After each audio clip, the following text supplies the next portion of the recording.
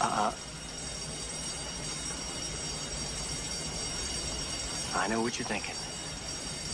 Did he fire 6 shots or only 5? Well, to tell you the truth, in all this excitement, I've kind of lost track myself. But Ian, this is a 44 Magnum, the most powerful handgun in the world, and would blow your head clean off. You've got to ask yourself one question. Do I feel lucky? Well, do you, punk? Ever since I teased this idea in my last New Vegas run, plenty of people expressed that they'd like to see this happen. So here we are. If by chance you don't know who Dirty Harry is, let's quickly give a rundown. Dirty Harry is the main character played by Clint Eastwood in a series of action thriller movies running from 1971 to 1988. The films are very well known for their intense action scenes and especially for several memorable one-liners. Along with said one-liners, Harry's other defining features that I will attempt to replicate consist of using a 44 Magnum revolver, specifically the unique mysterious Magnum as my only weapon, and for an outfit, a suit and glasses will do. So to that end, this will be both a character run and a weapon restricted one too. Any more stipulations I'll go into further down the line, so let's go ahead and make some days as I ask, can you beat Fallout New Vegas as Dirty Harry? Starting off, I give Doc my name. Remember that Dirty Harry is just a nickname after all. As for the appearance, let me be honest, I only really know how to break character creators, so I did what the best I could do in it one that's over a decade old. Once I get a suit and glasses, it won't look so bad. For special stats, I focus on perception, agility, and endurance. The first two seem to fit the best as Harry is quite accurate and quick on the draw, and endurance as he does take a lot of punishment over the films, but always seems to come out alright.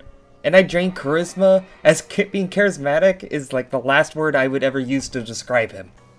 For tag skills, I go with guns, medicine, and barter, as we need 50 in the last one to acquire our preferred firearm.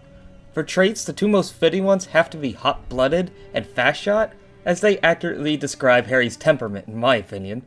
Also, since I'll only have the suit for protection, having a damage boost when going below half health will prove helpful. Now free to leave, I dump all the items Doc and the pre-order DLCs gave me, and start heading for Vegas by way of the Black Mountain shortcut.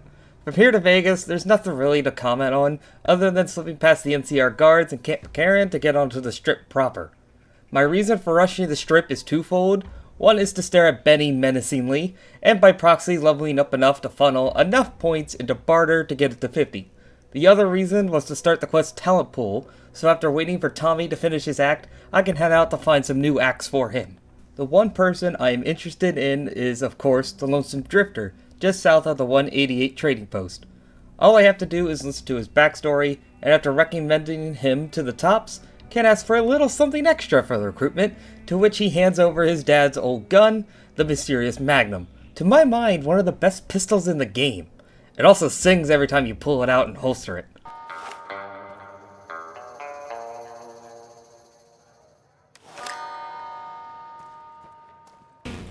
That's what I call music. The next step before beginning any real questing was to find an appropriate outfit, and this took way longer than needed. Long story short, I found a pre-war suit at Camp Golf after an hour of wandering. So after hitting up the GRA for some more ammo, I went back to Goodsprings to get the run going. While I run through the Ghost Town gunfight quest, let's go over the side objectives for this run. In short, any quest that involves some kind of investigation or hostage situation I will do, as Harry is an inspector after all. I will be siding with the NCR, as Harry was a detective in San Francisco, and so it happens that many investigation quests line up with helping them as well. Given his tough, no-mercy nature, I think Harry will fit right in combating the lawlessness of the Mojave. With Goodsprings saved from the attacking criminals, I move on to Primm to help clear out their criminals as well. Given that this is the most powerful handgun in the world, it blows through the convicts and many more heads get blown clean off too. With fellow law enforcement saved, Beagle recommends bringing in some more, so it's off to the Mojave Outpost to convince the NCR to take over. On the way, a certain notorious serial killer reveals himself, so I put him down without a second thought. Considering how sidetracked I'll get later, I won't go into detail about every encounter. Gotta save time where I can. On that note, my barter skill can convince Major Knight to send aid to Primm, but I still go slaughter ants for Jackson anyway for XP's sake. After a crossroads shootout with some jackals that got briefly interrupted by some red scorpions, I can make my way to Nipton, where Swadek gives me the finger as he drops to the ground. But I stay my weapon talking to boxcars as to get the booted quest. I know I killed some gangers earlier, but taking them as hostages and slaves, well, I'm certainly not about to let that happen. On that note, I turned my sights immediately on Volpes and his pack waiting in town. I sniped one of them from long distance before having a good old-fashioned shootout on the main road. The recruits foolishly tried sprinting across open ground to me, even though they didn't do much. Volpes himself picked up one of his men's repeaters, and the two of us both tried to flank each other around the buildings before I put enough bullets in his arm and down he went. I leveled up, and considering the Legion hit squads are now putting me in their sights, I took Toughness as my next perk. I did get some sunglasses from the nearby lookout near the test site, so now I'm as close as I can to looking the part. I make good on earlier statements and add another notch to the Legion's hatred of me by assaulting the Legion raid camp and freeing the Powder Ganger prisoners. The ones with repeaters nearly got the best of me more than once, but I healed through, getting a frankly awesome shot for the last kill in VATS. Unsure of what exactly to tackle next, I did a quick pit stop in Novak to help Boone find the one who sold his wife. For what it's worth, I did give Jeannie May a chance for some final words. Watch out for strangers. I then wrapped up Talent Pool by getting the other axe. I didn't kill Benny yet, as I didn't want to shoot up the entire casino, and I couldn't sneak my guns in yet. I hadn't put any points into speech and didn't have any of the evidence, so I couldn't convince Swank to let me carry them either. So I opted to go gather them. So after a quick stop to Good Springs to grab the cigarette butts, and then traveled over to Boulder City, where we have a chat with the Great Khans. Whoa, we're not just gonna let you walk out of here. Who's we, sucker? Smith and Wesson and me. Watch out!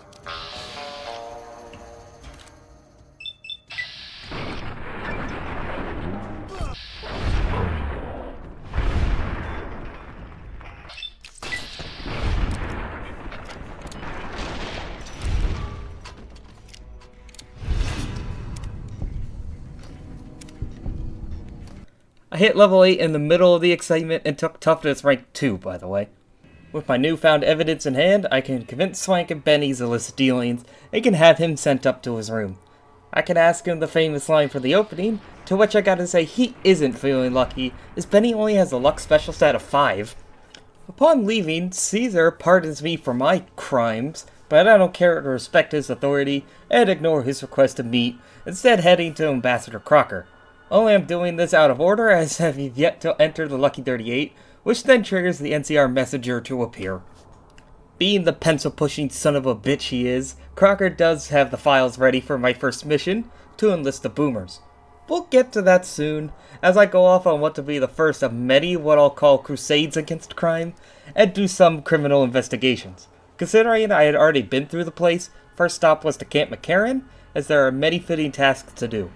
First up, interrogating the Legion prisoner, which I proceed to bug out by entering in the chamber before Boyd, which ends up with her talking outside the room to Silas. After 2 rounds of non-lethal beatings, he spills the beans about a Legion spy on the base, which leads nicely to my next task. I have messed up this quest plenty of times casually, so I'm taking no chances. I make sure to swipe the activation codes from Curtis before getting the intel on the tower break-ins from Boyd. Where I often mess up is getting caught by Curtis outside as he walks through the tower, which makes him suspicious and you unable to stop the bomb. I make sure to wait till after midnight away from his walking path, and then stay sneaking in the doorway long enough to catch him in the act and prevent the train bombing. Boyd has 2 other potential points of interest for us to look into, that being the disappearance of Corporal White and the thefts of weapons from the base. Well, I know that Sergeant Contreras is the culprit of the latter issue, but I don't have the know-how to expose him yet, so that's something I'll have to come back to. Searching for Corporal White leads first to Gamora to pick up a lead on his whereabouts, and then this links then to the NCR sharecropper farm, where we can pick up another quest to investigate what's causing the water to be irradiated. The trail leads to West Side, where I can corner this local kid into telling me about Tom Anderson, who previously played dumb with me. After confronting him directly now, I agree that in exchange for Anderson admitting to the murder of Corporal White and turning himself in, I'll keep the water situation as is. Who's getting the water isn't what I care about. It's about answering for crimes I'm concerned with. Turning in the quest has me hit level 10, and considering I'm using his gun, I take the Mysterious Stranger perk. My luck is only 6, but I do use VATS often, so he'll pop up every now and then. Being in Westside reminded me of another quest that'll take me there, one I could start by talking to Captain Parker at the Aerotech Office Park. The investigation leads me to Dermot and St. James back in Westside, who we can find have been kidnapping and selling refugees from the camp to the Fiends. To that end, each of them meets some appropriate magnum force for their deeds. Heading back, we can also expose one guy named Keith for selling illegal chems and rigged gambling. For a change of pace, Captain Parker steps up and exacts punishment in my stead. I should mention, throughout the run, I'm constantly hounding any medical-type persons for supplies, and checking multiple vendors for more ammo. I only bring this up now to segue to this clip of Doc Mitchell just hovering over the junk I left in his house. Anyway, I get back on track briefly to make my way to Nellis and help the boomers. I only have the skills right now to help heal the patients for Argyle, so I'll have to come back after doing some more side questing. With some trepidation, I decide to wrap up Hard Luck Blues, the quest to find the source of the irradiated water for the sharecropper farms. The reason I felt apprehensive was because the radiation is leaking from Vault 34, which is overrun with ghouls and large amounts of radiation. Given how squirmy they can be, I really began heavily relying on VATS to score multiple headshots on the ghouls in quick succession, and reducing the amount of wasted ammo trying to aim manually. The Stranger makes his first appearance here, by the way, and not to mince words, every time he appeared, the game then awkwardly froze on him before eventually giving me back control. Any glowing ones presented were especially spongy at resisting damage, and kept me on my toes. But I was adequately stocked up, so I wasn't at that much of a risk of not being able to fight through. The vents leaking the radiation are then sealed, leveling me up to 12, and to make up for an average luck stack, take Finesse to get more crits. Heading back to Nellis, I have enough repair to fix the panels, and then shoot my way through all the ants of the generator room to gain the boomer's trust. I then was able to lift the bomber without the rebreather. Don't think I've ever done this part without it in a long while. Figuring Crocker will send me to them next, I get ahead by helping the king with the GI Blues quest. For what it's worth, I was preparing to skip over the part with Oris, as I had the skill requirement to discover his fraud, but things played out a little differently. What I mean is an actual hostile thug attacked us, and this then caused the fake thugs to come down the street and pass by Oris before he eventually returned to his scripted part, and then turned to pretend to shoot them. So his fraud was just even more obvious than ever. After that episode, the quest played out normally the rest of the way, talking with multiple people, from disguised NCR soldiers to Judy Farkas. Scratch the normalness, however, seeing as this one King member seemingly beamed himself over to get word to the King about the shootout. Having done the extra in-game lead work, I can make a round trip to all parties involved to resolve the dispute with the Kings without further violence. These completions have me hit level 14, and Light Touch is snapped up for even more crit chance. That's all Crocker has for me, so he recommends me to Colonel Moore at Hoover Dam, and while I pick up the next main quest to deal with their great cons, I hit up Quartermaster Barden, who thanks to my NCR rep is now open for trade. Honestly, to me, having access to Barden's huge stockpile of just about every ammo type, without having to level up speech, it was one reason I actually prefer siding with NCR, or at least staying on good terms with them casually. The man is just absolutely loaded! Time for the next big sidetrack, however, as I have collected several requests to criminally prosecute the various fiends in South Vegas. And in the grim world of New Vegas, the only fitting sentence for drugged-up field psychopaths like the fiends is, of course, death. When wiping out the fiends, I always start from the furthest south point and push north till I get to the vault, and then fight my way through. So first to tackle is Driver Defy, whose leg can't withstand the sudden impact of several rounds going into it. Given my lack of armor, stealth attacks are becoming quite viable, so as I can pick off some of Violet's pack before they fully become aware of me. Violet herself has quite the problem hitting me with her rifle, so I popped off multiple shots and VATS to the chest to put her down. I want the full bounties, so no heads being blown off on the Fiend leaders. Cook was strange. I did kill Queenie, but not silently, so some of his men came to fight me. When they thinned out, I crippled his arm and VATS, which caused him to drop his incinerator, but he didn't really register this and kept sprinting into a cement mound instead of fighting back, to which I of course showed him no mercy.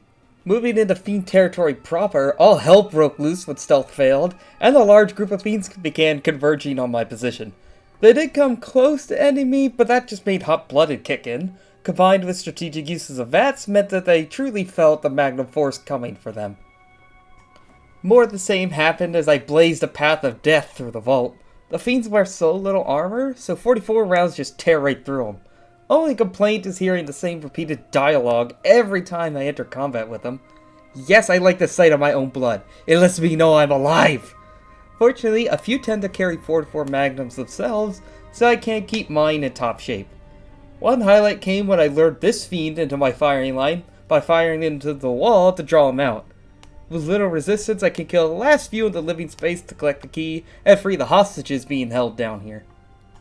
After a few more stealth kills with a pistol that is frankly quite loud, I can get into confronting Motor Runner. After preemptively taking out his guard dogs, I can show him what happens to dogshit people like him. It can be scraped up with a shovel off the ground, it can dry up and blow away in the wind, or it can be stepped on and squashed. So take my advice, be careful where the dog shits you.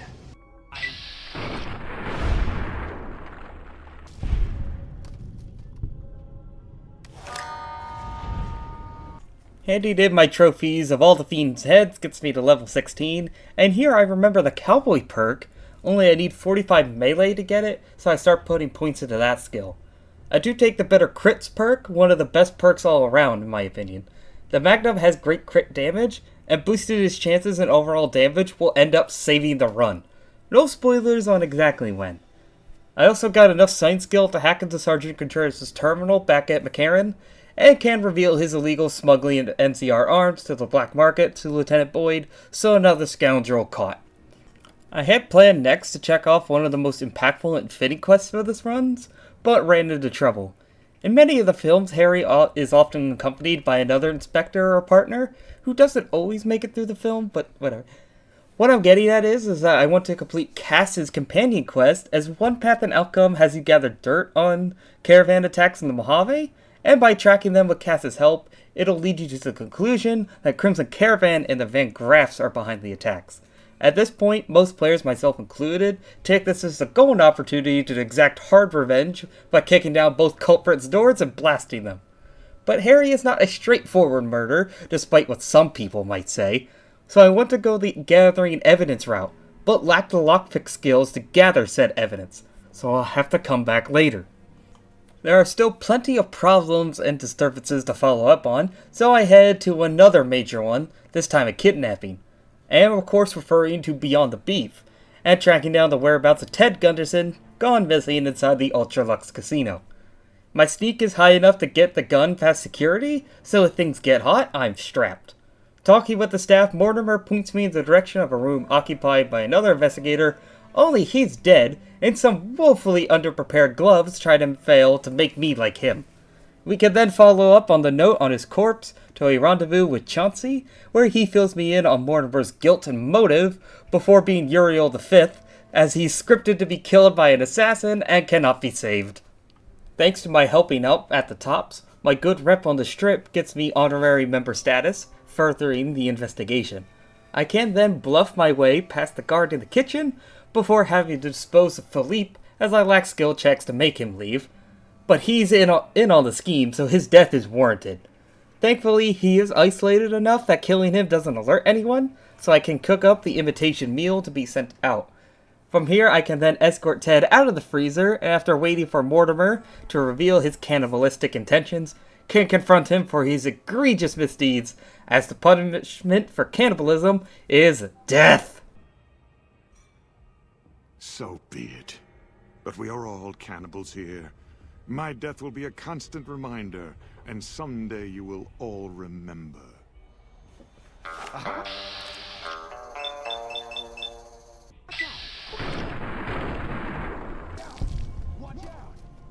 Honestly, I've never finished this quest this way before, never experienced this outcome. Cool, I get to see it for a change. Either way, Ted is saved and returned back to Heck. Next place, however, oh boy, was much less smooth sailing. When I thought of saving those being held hostage, I knew eventually I would have to scale Black Mountain and attempt to free Raoul from Tabitha. No, it wasn't that I couldn't handle a super mutant, but none were at the gates. Anywhere up the path. So where are they? Well, how about all of them at the top? As many as 7 or 8 at one time came running down the mountain to attack me, forcing me to retreat down, or at least get away from the ones with incinerators. To my benefit, the mutants were hitting each other with them, even killing this one master. I used up a ton of healing supplies trying to keep myself in this fight, but they just kept coming. I got knocked out of Vats at one point by a grenade, and you could see me spamming stims to compensate. If the Magnum wasn't as good as it is and have a low AP cost, this would have ended poorly, but I somehow managed to pull through. Not by killing them all, but by creating enough distance by retreating, I was able to sneak away and then back up the mountain now that they had followed me most of the way down. For all the torment it took to get to her, Tabitha's head goes kaboom after 4 back-to-back-to-back shots, finishing the Crassy quest and allowing me to rescue Danny Trejo. I then also grabbed the Brotherhood of Steel holotape from the Centaur pit, where Mo seemed to be stuck in the ground, so I helped him clip all the way through. I don't wager my chances on withstanding the onslaught brought on by attempting to fight the Brotherhood, so I'm gathering the tapes to get the truce later on. Now a few words on how things went with the Great Khans. I had come with the intention of just bumping off Papa in order to have them break their alliance and fight against the Legion. But New Vegas wasn't having it this time, and the dialogue option never appeared when talking with Colonel Moore. I'm telling you this so as to explain why I ended up just going scorched earth on them. But considering they are a bunch of drug-dealing raiders, I feel it's still within character, right? Well, with their deaths I hit level 18, and I have enough points to take the Man with No Name perk for an extra 25% damage with any revolver-type weapon. Next on the to-do list is to investigate the Omertas, and needless to say, but looking into shady characters like them is right up my alley. Kachino is as charming as ever, that is until I swipe his book and give him the reality of our current relationship. You again. What the fuck do you want? How do you get your art in me, little man? You're just a maggot who sells dirty pictures. Where the fuck did you get that? Okay, listen, buddy. That's some dangerous shit you got there. Skipping ahead, Clandon loses his head, and I can bluff Big Sal into letting Troit go free, so I can then destroy the guns myself. When me and Kachino meet the bosses, I jump the gun by firing my gun before sitting down, taking Sal out of the fight before he knew what happened. Using his own magnum, Kachino punches Nero's number, and that's a wrap on the Omerta's illegal shenanigans. Handing in my success has the Legion redeclare me their enemy, so I figure fine. If they want to fight, it's a one-man war they're gonna get. First stop on the trail of blood I plan to carve is Nelson. Much like the Fiends earlier, regular Legion troops don't have strong enough armor to stop the caliber of my bullets, and neither does Dead Sea for that matter. I do have to admire the last two who try and defend me off with single shotguns. I know that isn't quite simple. Of course, the main reason for coming here is to rescue the captives on crosses in the center, so I can accept and then immediately complete the short quest for Ranger Milo for their safe return. Next on the Legion slaughter are those being held captive up the road in a nearby mine. Private Reynolds gives me the quest before giving his life as a Legion hit squad has already tracked me down. I avoid the squad by simply entering the mine, as it appears that kill squads can't enter through loading screens, and in fact that actually causes them to despawn.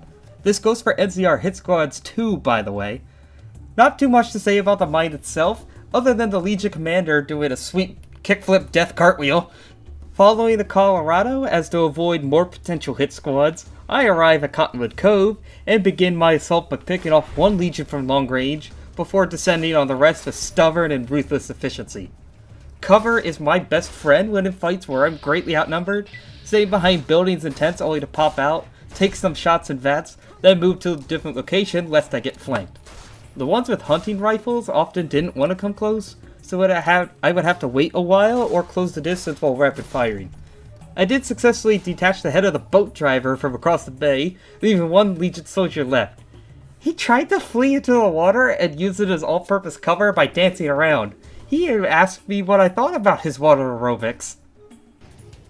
You like that? Either way, it was working. I couldn't see to hit him, that is until he came close enough to the dock. So with the Legion water dancer dead, I could free the captive Weathers family, and then take the barge to what I expected to be the toughest fight yet. Bullets start flying instantly upon setting foot inside the Legion fort. Those at the gate and initial grounds are no better equipped than those I faced before, and it did end with me rolling the Legion instructor's head down the hill. When I did enter the main compound, however, things really got wild. I could take out one Legion vet with a lucky head crit before the horde begins bearing down on me. Much like the Cove, there are plenty of cover between the tents, but it is a much more compact environment to maneuver. I also figure out my greatest weakness are any enemies wielding SMGs or any rapid fire gun, as my HP will quickly start to deplete if they continue firing. Here, focusing priority targets nearly becomes impossible, as the soldiers always flanked me, forcing me to keep moving and healing.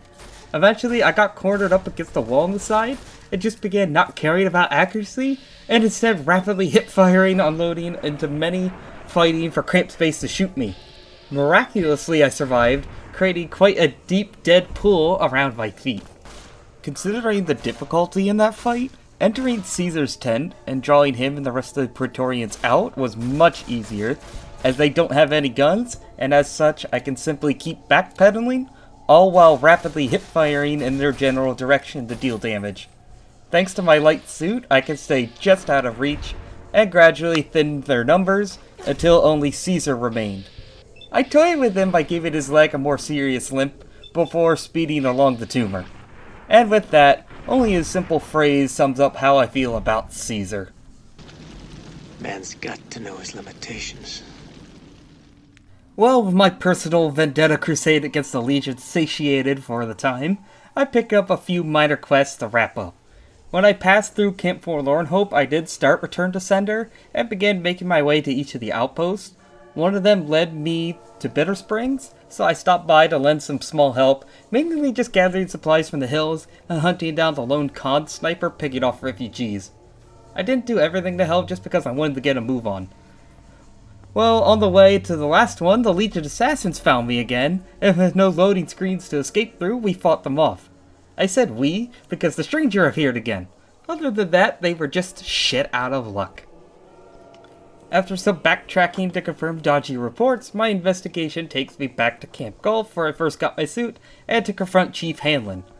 Now, I was fully prepared to cover for him to keep him in the game, so to speak, but I honestly forgot killing Caesar opens up a hidden outcome with him, where I could snap Hanlon out of his nihilistic depression and bring him to his senses by explaining that the Legion is doomed to collapse without Caesar. Moving on, I still don't have enough lockpick skills to get the Van Graff's evidence for Kaz, so I decide to get further ahead on completing the Brotherhood by getting the 3 parts I'll need to be sent for. I already got the Pulse Cleaner from Vault 3, so now I'm off to Vault 22. I do get enough XP to level up and have enough points to open hardlocks with the magazine now, as well as taking the Grim Reaper's Sprint perk. Very helpful considering how often I'm using VATS. Either way, I now got the parts I need, and I can head back to Goodsprings to get the lockpick mag from Sunny, and also see Trudy hadn't cleaned out the trash I left. Finally, with the evidence in hand, I can then retrieve Cass from the outpost, show her the evidence, to which she directs me to Ranger Jackson to give the evidence to. By pursuing things this way, Crimson Caravan and the Van Graffs as a whole will be ruined by scandal, bringing true justice without murder. And in the end, Cass will have a happy ending post-credits, so it'll work itself out. Well, with the most rewarding side quest completed, it's about time I shotgun the rest of the main quest and end the game. To that end, I paradoxically transform into a hitman briefly by breaking into the Lucky 38 antechamber and off Mr. House. I didn't know how to deal with House, even just leaving him unconnected didn't feel in character. Oh well, I'm at Vault 11 by the time I started thinking out about that, for the same reason as Vault 22, to get the MacGuffin for the Brotherhood later. Speaking of which, that's my next port of call. Rather than bust down the door or deal with Dobson, I instead employ the smart strategy by following the tip about a Brotherhood member being present at the 188 trading post and having her allow me entry without any complications. I do dismiss Veronica once I'm through the door, by the way. I already have all 3 holotapes, so the only thing I need to do to get the truce is to find the 3 scouts that suddenly popped into existence. The first 2 I can find no problem, the third one near Nipton not so much. Once more, the Legion Assassins want another go, and kill me for the first time. Next try, they cornered me at Wolfhorn Ranch, and again, spamming VATS, stims, and staying in cover so that I can pick them off one by one, saves my bacon. And allows for the completion of the Clint Eastwood reference. Dying ain't much of a living, boy.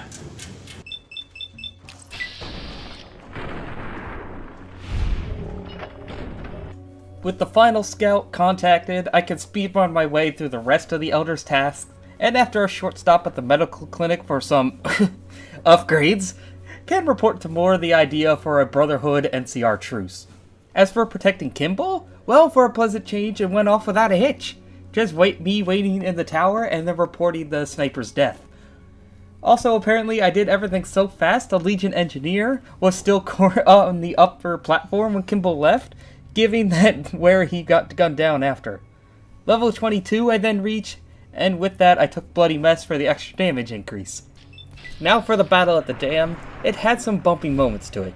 Interior section wasn't bad, plenty of NCR backup along with the Brotherhood to draw aggro, while I popped Legion skulls from behind. One group of Legion soldiers blocked the stairs leading up, but VATS saved the day yet again, as the less damage going into my tattered suit the better.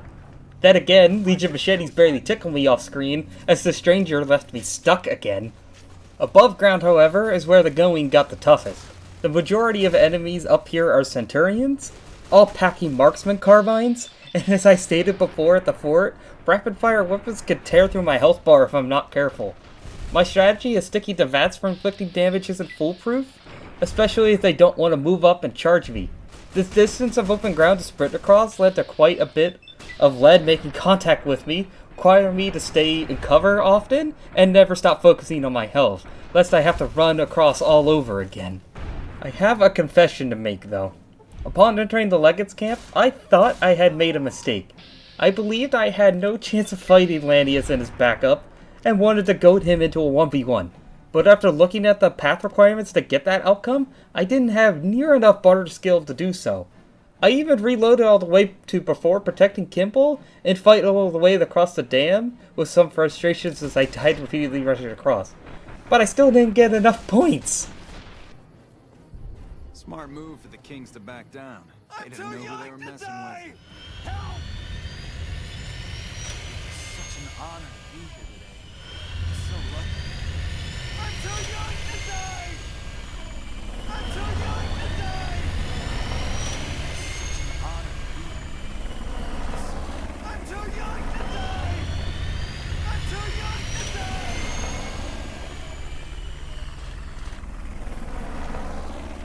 I'm too young to die! Such an honor. I'm too young to die! I'm too young to die! I'm too young to die! It was such... I'm too young to die! So, throwing my previous caution to the wind, I gave it a fair try at fighting Landius normally, only he didn't talk to me. They say every playthrough is different. Well, the biggest difference this time was Landius didn't stop me to talk, and he even started running around the camp, still non-hostile, all the while his men around the camp came to fight. Never seen this bug before. It's certainly a new one. Well, he does talk if I initiate dialogue, but rather I'd have a chance with him fighting at the top of the camp, so I reload anyway. In my first attempt, I did manage to fire off enough shots to force him into the second phase where he retreats. At this point, I've tapped out and I just want to be done, so goodbye to VATS, hello wild rapid fire. Unfortunately, I backed myself up into a wall and got overwhelmed by his reinforcements. At this point, my frustration was building. My options were either to grit my teeth and keep bashing my head against this final brick wall of a fight, or to reload and grind my way to increase my barter skill for that 1v1. In the end, it didn't even matter, and this is what I meant when I said crits would save the run. I ran up the path while Lanius was still dealing with the NCR cannon fodder, crouched down, and then queued up some shots and VATS to his head. First counted as a sneak crit, and the next few brought him below half, making him go into the retreat phase. This then allowed for the 5th and final shot to count as another sneak crit, which was enough to kill him outright! It happened so fast his backup Praetorians didn't even turn hostile and fight me, even after I attacked them. The game was just as shocked, as it took quite a few moments before he even registered that he was dead! But that was the end of it all. So all I have left to do was approach General Oliver and finish the run, showing that Dirty Harry can indeed beat Fallout New Vegas. I hope this was a satisfying, enjoyable run to watch, as much as it was for me to play through it and then put it all together. I definitely want to keep focusing more on New Vegas going forward, with like the second season of the show making it very popular, so I can see doing that will make this channel grow. What also would help it grow if you want to do so is leave some likes, subs, and comments down below for more runs like this. I will do my best to read them. I try to get around, say, like a video every 2 to 3 weeks. No guarantees. I can't guarantee consistency, but all that. But I do definitely want to keep doing more. This has been a lot of fun. But with that said, I have said everything I need to, apart from a final goodbye. We accomplished a lot together. It was fun. Take care.